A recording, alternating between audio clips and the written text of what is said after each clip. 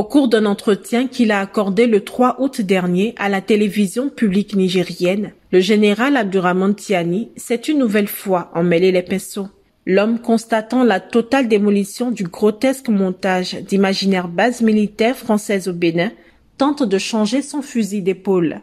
À la stupéfaction générale, il prend le contre-pied parfait de son premier ministre Lamine Alizène et de son homologue burkinabé Ibrahim Traoré, en confirmant ce que les autorités béninoises n'ont de cesse de répéter. Il n'existe point de base militaire étrangère sur le sol béninois. Mieux, le président du Conseil national pour la sauvegarde de la patrie affirme qu'il n'y a jamais eu de bataillon ni de compagnon de troupes étrangères en République du Bénin.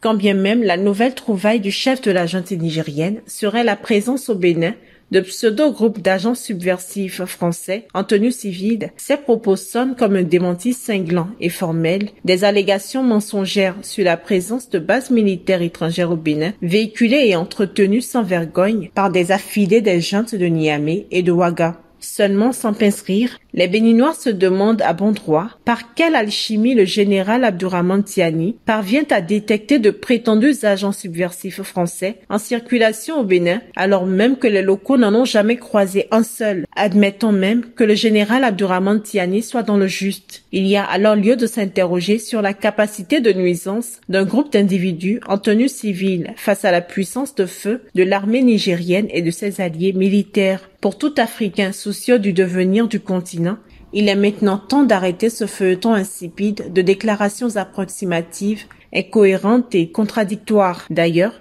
cela n'honore guère les autorités nigériennes qui s'enferment chaque jour un peu plus dans le déni et le mensonge en empruntant le chemin de la diversion et de la désinformation au détriment de la vérité. Et si aujourd'hui le général Abdourahmane Tiani reconnaît le malencontreux fourvoiement de son premier ministre qui affirmait avoir les preuves des bases militaires étrangères dont certaines serviraient de centres de formation et d'entraînement à des terroristes, c'est qu'il est de fortes chances que très prochainement, le même sort soit réservé à la nouvelle trouvaille d'agents subversifs français en tenue civile. En attendant, le général Abdourahmane Tiani, réputé pour son hostilité vis-à-vis de la France, devrait avoir la décence de se séparer des distinctions honorifiques françaises qu'il arbore fièrement à chacune de ses sorties. Au final, l'on est en droit de douter de la sincérité et du sérieux des déclarations versatiles du général Abdourahmane Tiani, toujours prompt à se réajuster au gré du vent. D'ailleurs, pour tout bon observateur, c'est ce qu'exprimait le visage et l'amour du journaliste intervieweur tout au long de l'entretien. Malheureusement,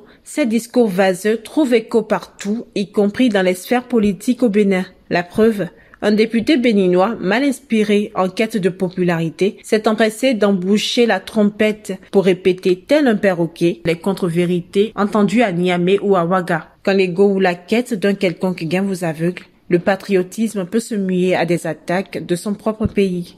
Et c'est bien dommage.